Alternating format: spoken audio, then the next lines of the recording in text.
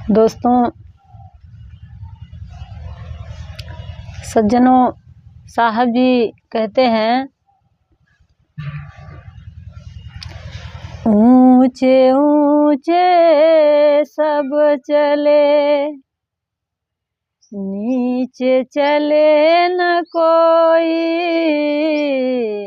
ऊपर ऊपर सब चले, नीचे चले न कोई,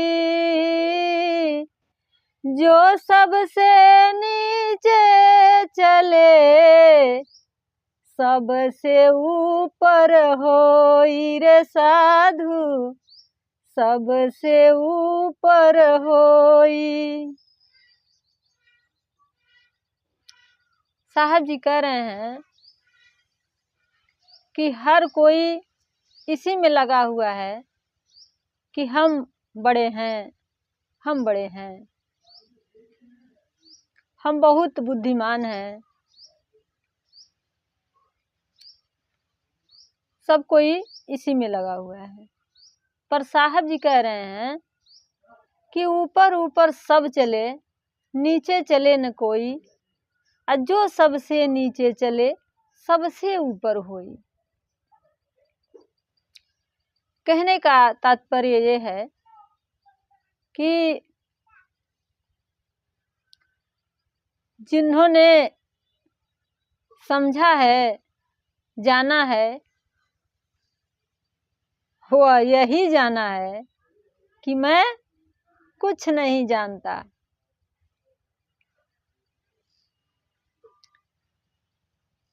क्योंकि जब गौतम बुद्ध भी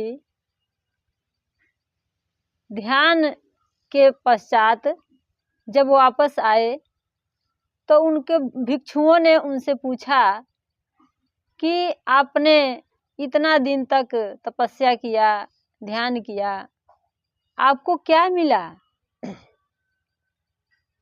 वहाँ पर कह रहे हैं बुद्ध जी कि मुझे कुछ नहीं मिला, मैंने खोया,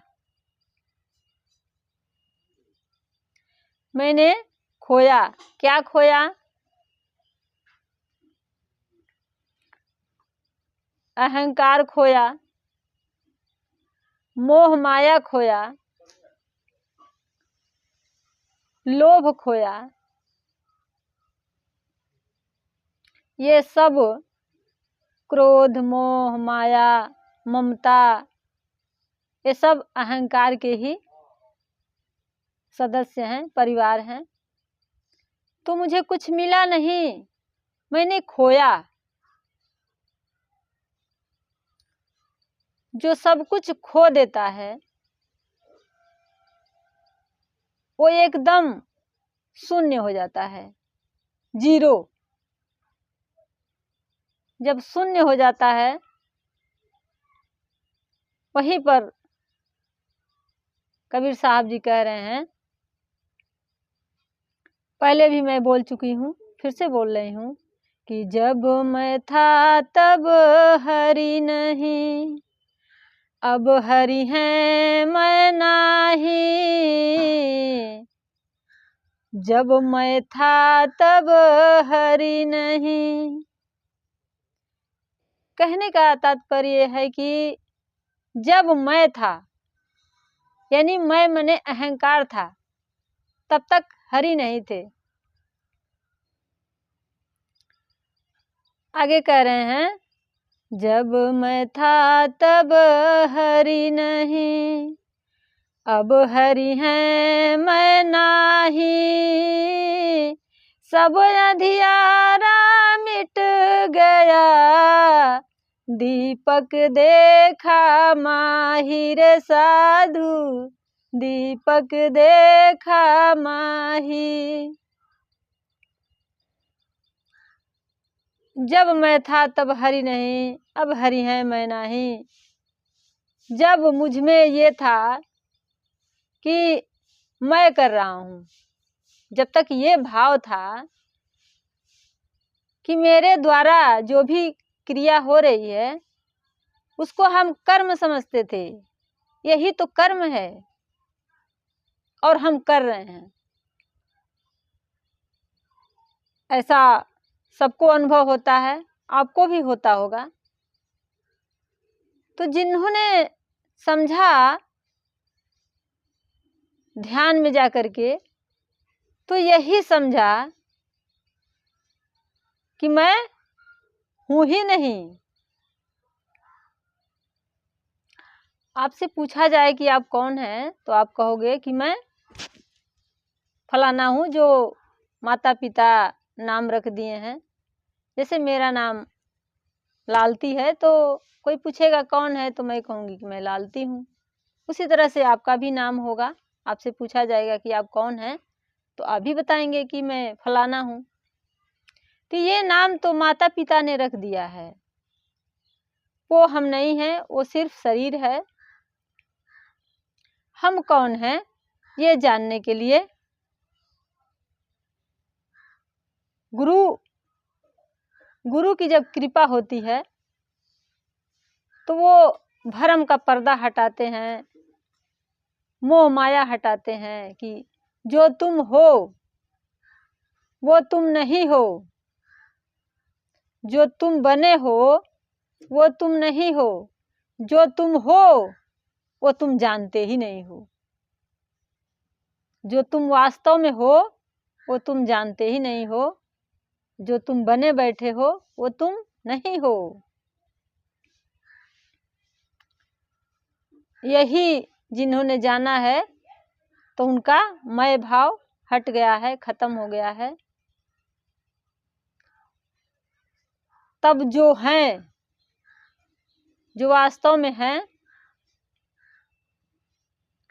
उनका दर्शन होता है। तो आत्मा का कोई भी रूप नहीं होता है, कोई आकार नहीं होता है, कोई रंग नहीं होता है, क्योंकि वो कोई अस्तित्व है ही नहीं।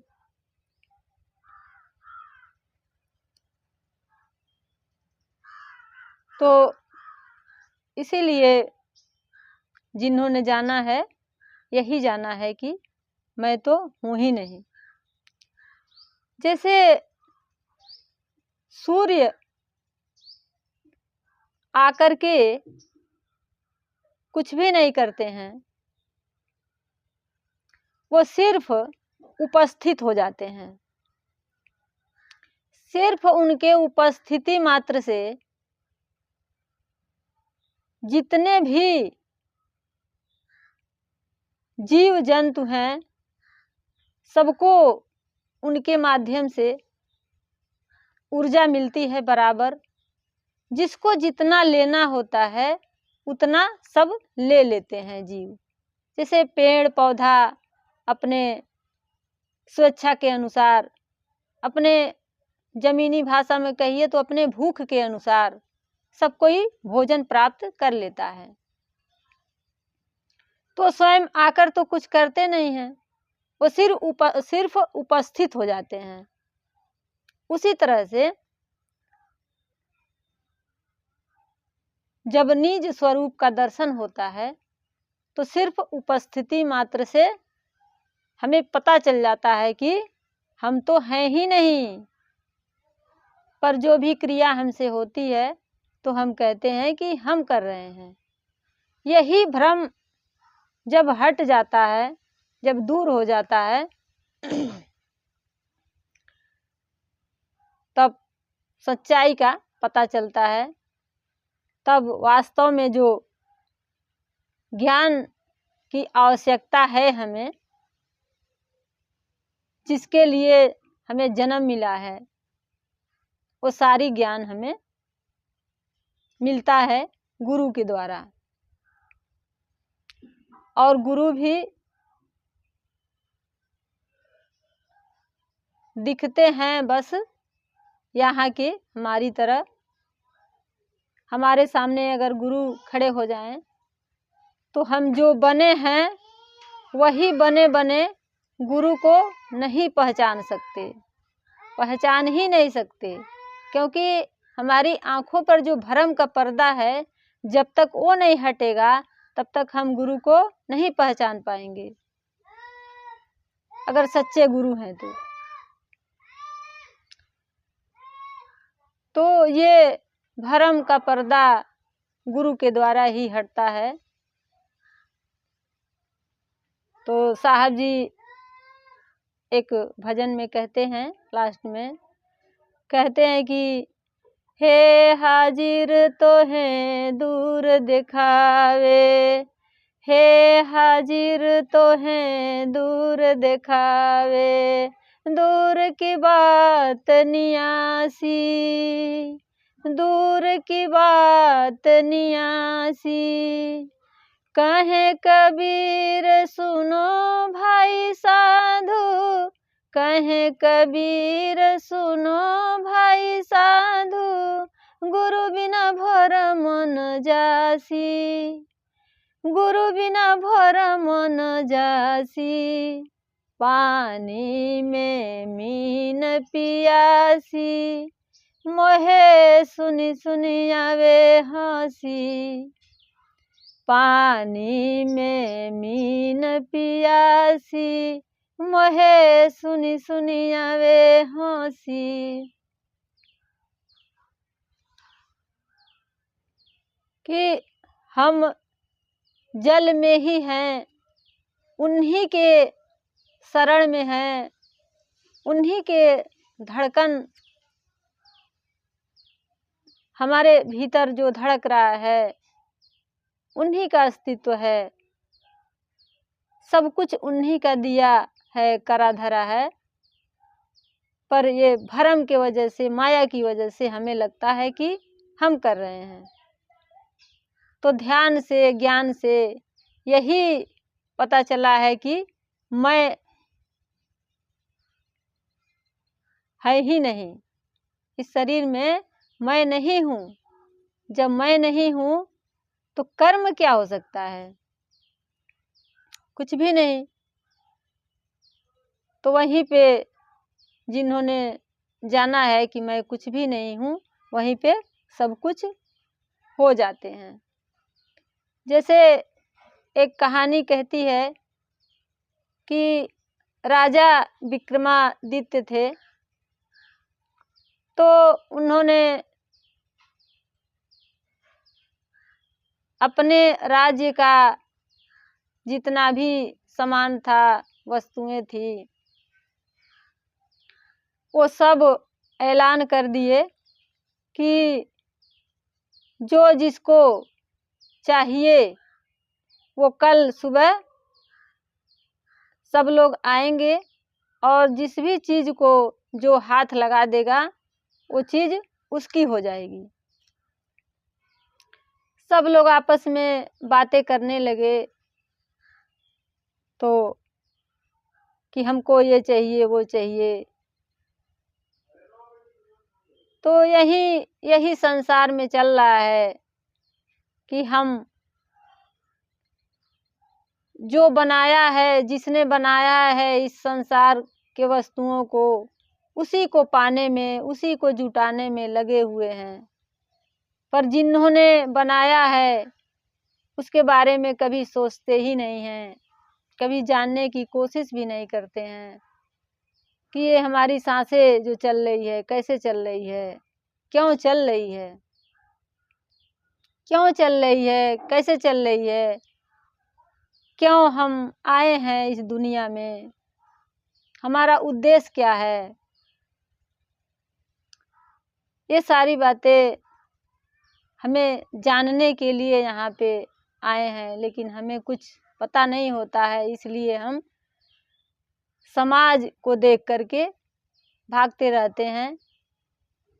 जिन्होंने बनाया है चीज़ों को, उन्हीं को पकड़ने में, उन्हीं को पाने के लिए दौड़ते रहते हैं। उसी प्रकार सब लोग जो राजा के बनाए हुए या रखे हुए वस्तुएं थी, उनको पाने के लिए सब प्रयास करने लगे कि मैं ये पकड़ूंगा, वो पकड़ूंगा। सब लोग आपस में फुसफुसाने लगे, बात करने लगे। कल सुबह जब गेट खुला तो सब लोग दौड़ने लगे, बहुत भीड़ हो गई, भीड़ के साथ दौड़ने लगे। तो ये कथा बताती है कि यही दुनिया है, यही संसार है कि हम सब लोग दौड़ रहे हैं कुछ न कुछ पाने के लिए। और राजा बैठ करके देख रहे हैं, राजा बैठ करके देख रहे हैं कि लोग कितने उत्सुकता से दौड़ रहे हैं, जा रहे हैं। उसी में से एक बुद्धिमान युवक था, विवेकी था।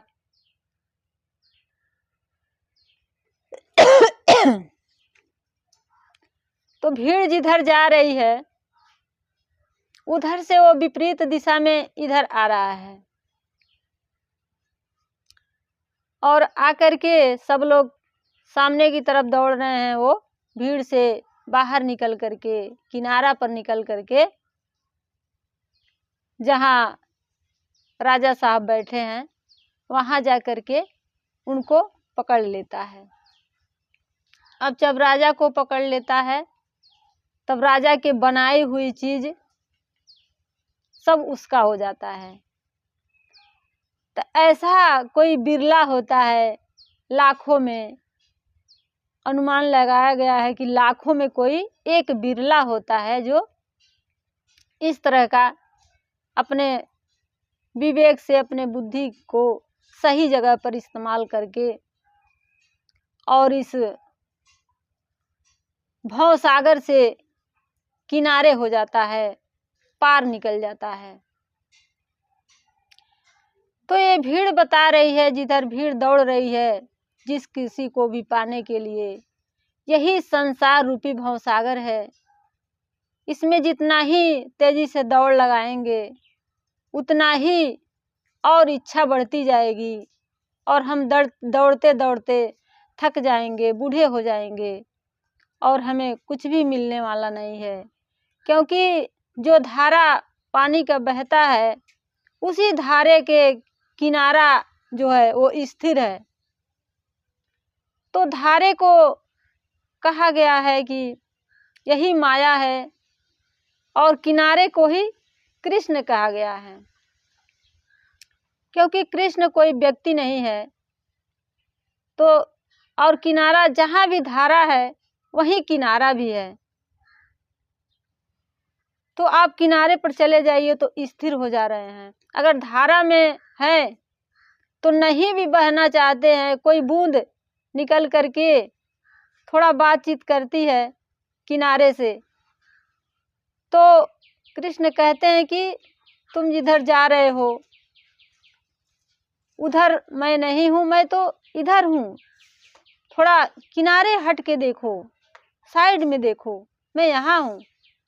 तो बूंद थोड़ा सा भी बात करती है तब तक पीछे से और धारा तेज से आती है और उसको बहा कर लेकर चली जाती है। तो हमारे मन में एक तस्वीर बन गया है कि जब जो फोटो में दिखाया गया है कि कृष्ण को सांवले हैं मनुष्य के रूप में, और उनको मोर मुकुट माला हेन तेन सजाया गया है, वही रूप हमारे दिमाग में, हमारे मन में छप गया है कि कृष्ण तो ऐसे होते हैं।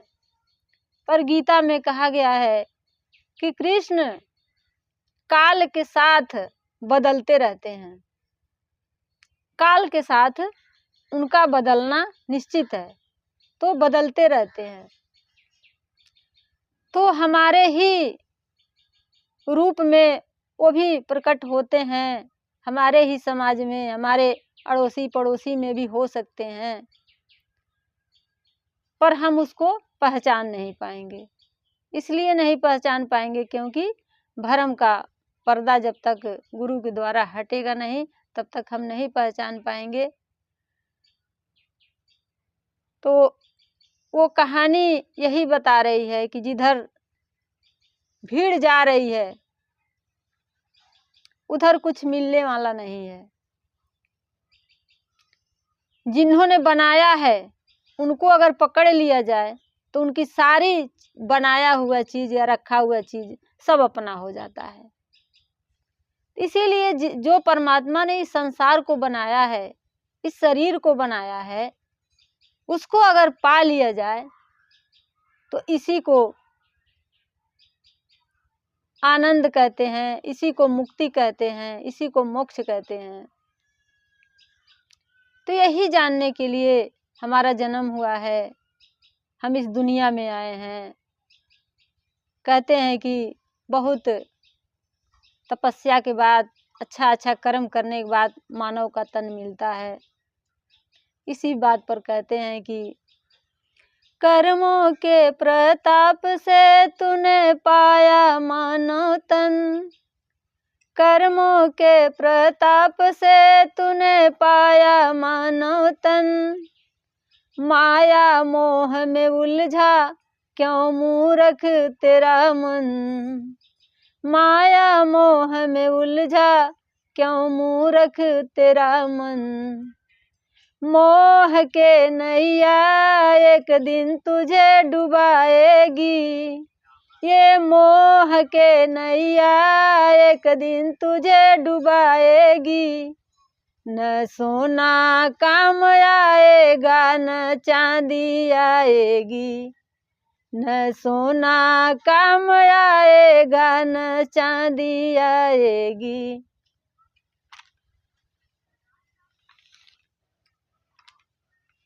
तो जो धारा में बहते बहते बहते बहते कुछ नहीं मिलता है, तो यही माया है। इसको जितना ही जल्दी समझ लें उतना ही अच्छा रहेगा। इसीलिए अगर दुख है तो दुख ही प्रमाण है कि सुख भी है। पर धारा से जैसे किनारे पर स्थिर तट है, उसी तरह से जब धारा से निकलकर किनारे जाएंगे तभी हम स्थिर हो पाएंगे, तभी हम सुख शांति को प्राप्त हो पाएंगे। वरना इस धारा में तो नहीं भी बहना चाहेंगे तो अनेकों बूंदे, अनेकों धारा आएंगी और हमें बहा कर लेकर चली जाएंगी। इसके लिए बहुत साहस होनी चाहिए, और साहस जब सत्य को पकड़ते हैं, सत्य के साथ चलते हैं, तो साहस हमें अंदर से मिलता है। हमें लगता है कि बाहर से भगवान आएंगे और हमारी रक्षा करेंगे, तो ये हमारी भूल है, ये हमारा अज्ञान है। ऐसे नहीं होता है। कृष्ण हमारे भीतर ही प्रकट होंगे और जो भी करना होता है हमें ही करना होता है। बाहर से कोई हमारा रक्षा करने नहीं आता है। पर हमें लगता है कि इतना बड़ा संसार है, इतनी बड़ी दुनिया है, इसमें हम अकेले बदल कर क्या करेंगे जब समाज नहीं बदलेगा। ये भी हमारा भ्रम है। गौतम बुद्ध बार बार कहते हैं कि खुद बदलो, दुनिया अपने आप बदल जाएगी। और इसी बात को कबीर साहब कह रहे हैं। तो उन्होंने देखा है, जिन्होंने देखा है वो यही कहते हैं कि खुद बदलो, दुनिया अपने आप बदल जाएगी। तो साहब जी कह रहे हैं स्पष्ट करने के लिए, मैं कहता आँखन की देखी, तू कहता कागज की लेखी। तू कहता होगा जो भी वो तुम संसार से सीख करके, देख करके कह रहा है, और हमने अपने आँखों से देख करके कहा है। मेरे आँखों का देखने का मतलब कि जब हम विज्ञान में भी कोई भी चीज़ को अगर समझना है तो उसका प्रैक्टिकल होता है। प्रैक्टिकल में जब सक्सेस हो जाता है तो उसको सिद्ध मान लिया जाता है कि ये सही है। उसी प्रकार से किसी भी बात को अपने जीवन में उतारते हैं। जिन्होंने जाना है, उतारा है अपने जीवन में और स्पष्ट हुआ है, तब कह रहे हैं कि मैं कहता आँखन की देखी, तू कहता कागज की लेखी। मैं कहता सुलझावन आहारा, तू रहता उलझाई रे। ये भजन है। मैंने जो भी भजन आपको सुना रही हूँ, सारे भजन मैंने गाकर सुना दिया है, लेकिन मैं फिर जब जब उसकी 2 कड़ी 4 कड़ी जो भी आती है तो मैं सुना देती हूँ, और दोबारा भी मैं सुनाना चाहूँगी, इसलिए कि सच्चा प्रेम सीखना पड़ता है। तो जब मैं भजन गा रही थी तो उतना हमें स्पष्ट नहीं था। अब मुझे जैसे जैसे स्पष्ट हो रहा है वैसे वैसे मैं फिर गा करके उसका सही अर्थ आपको समझा पाऊंगी। ये मेरी चाहत है। मैं यही चाहती हूँ कि जैसे और लोग भी आनंदमय जीवन जिए हैं, हम चाहते हैं कि आप भी आनंदमय जीवन जिएं, आप भी इस जीवन मृत्यु के चक्कर से बाहर निकल जाएं। यही कोशिश हमारे ज्ञानियों ने, महापुरुष ने, संतों ने यही कोशिश रहा है, और उसी को आगे बढ़ाने के लिए बार बार पुरुष, महापुरुष, ज्ञानी जन्म लेते रहते हैं।